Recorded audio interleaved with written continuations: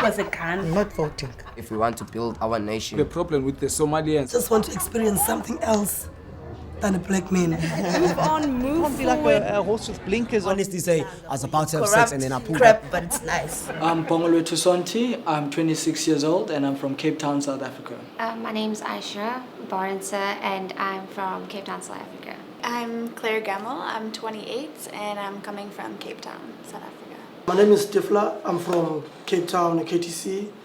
I'm 27. Yeah. I'm Kobane Jombile and I'm 28 years old. My name is Zidungile. I'm 27 and I'm from the Eastern Cape in Umtata.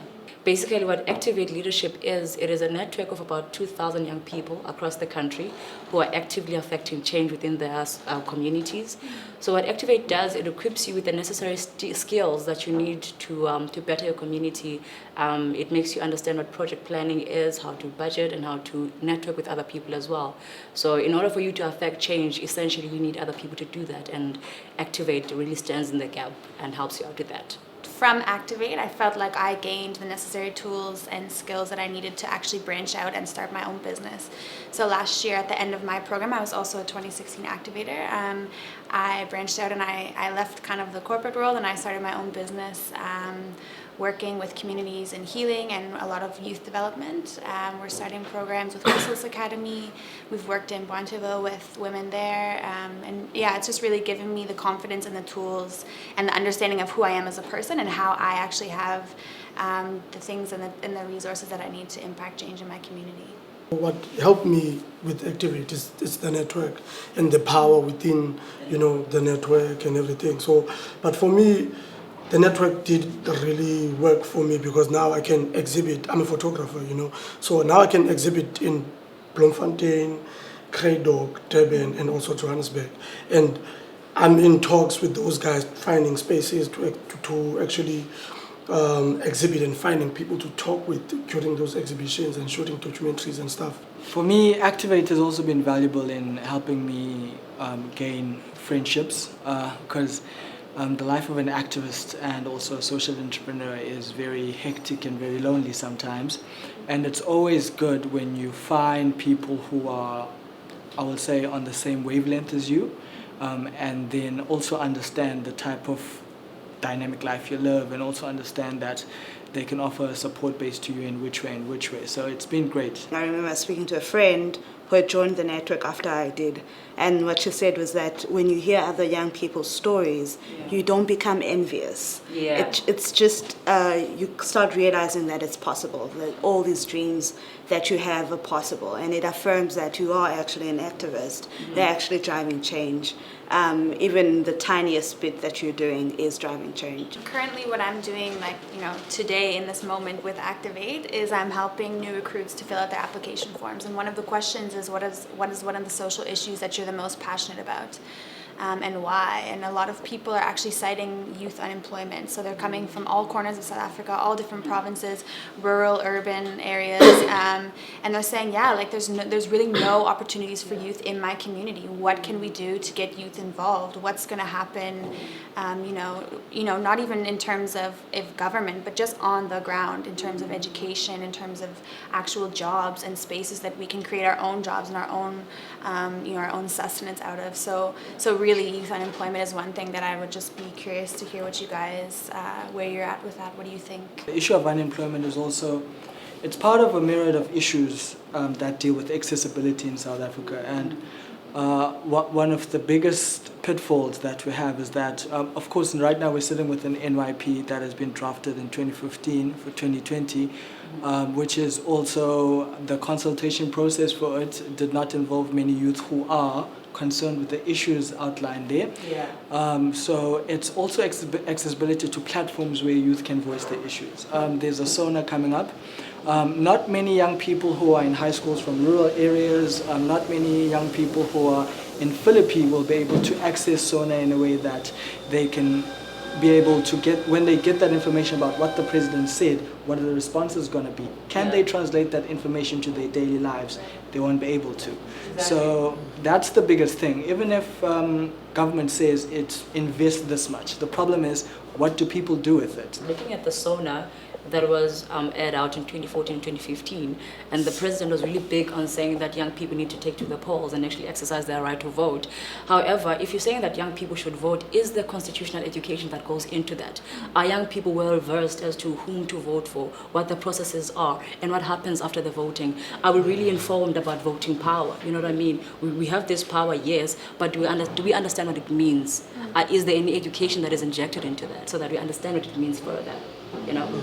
I've learned to accept that the government won't do anything for me, man. You know, like they can't do check for me. Like I don't expect funding, like anything. If it comes, it comes. But it's nothing. If it doesn't, it doesn't stop my life. You know. Back to what we were saying about accessibility.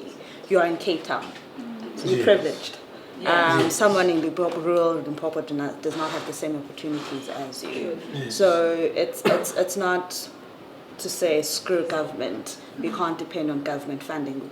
There are people who do need a hand up, and is there more being done for those people? And just like what you're saying, those people who are least privileged have access to have their voices heard?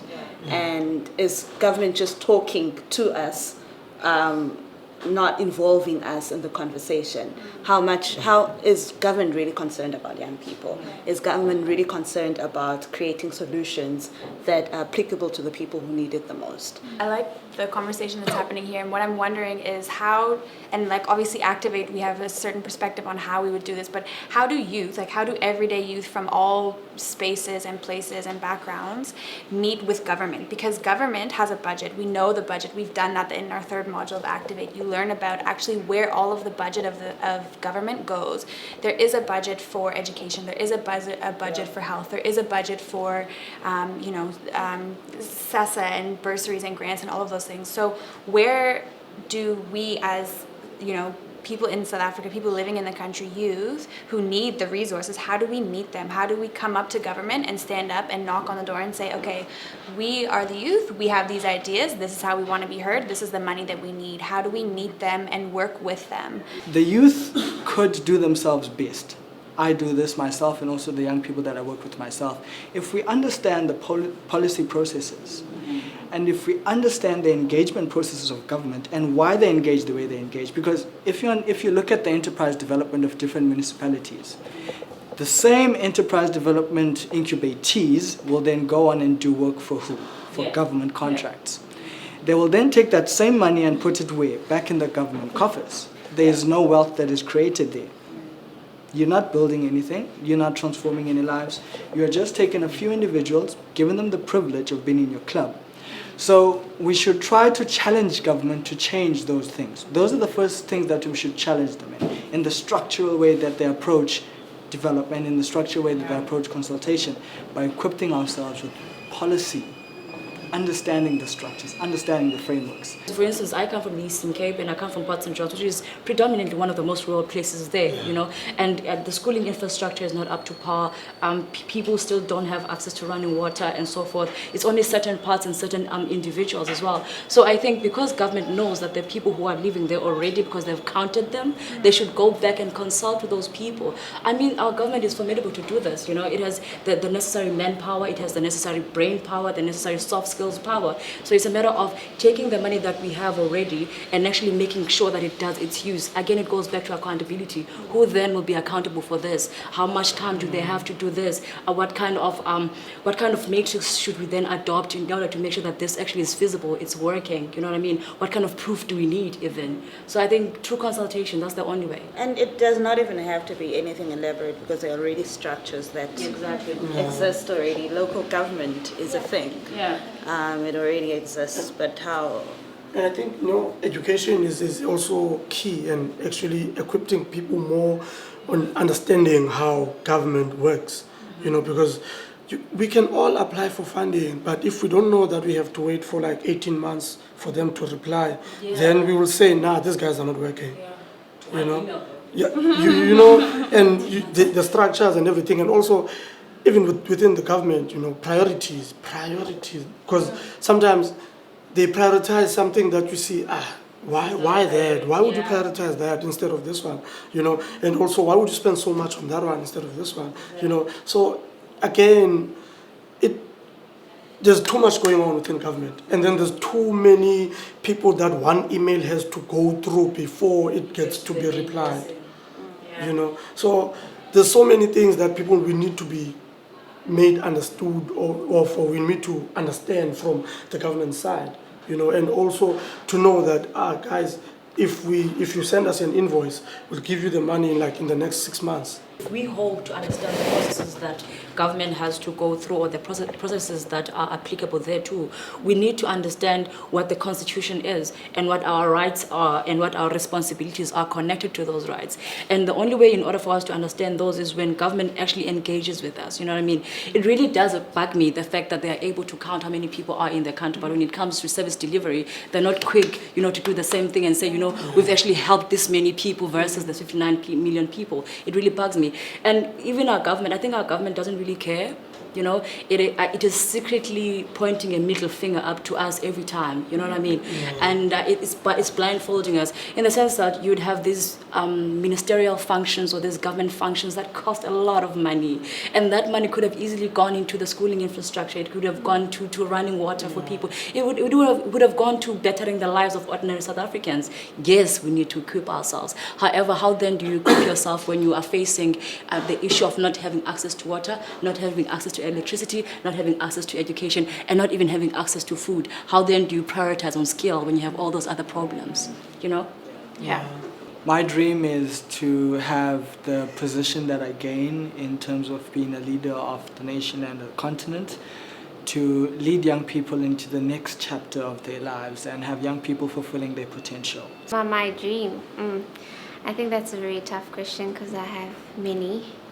But what I look forward to in life is just to be, you know, well established and living life comfortably and feel that I'm safe, I'm healthy, and that the future is bright.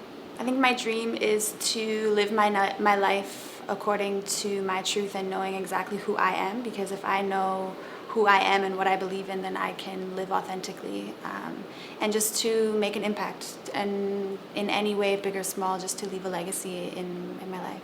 My dream is to be as good as a person that my dog already thinks that I am, you know. So yeah, that's just to be as good as a person and flourish in life, you know.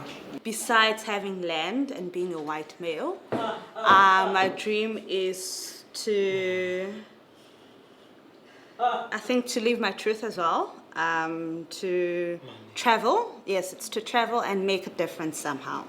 I love art. So my dream is to see artists, including myself, having a self-sustained career. You know, not having artists die poor, not having artists have handouts when they die or when they are sick. My dream is to make sure that artists in this country are financially stable through their work.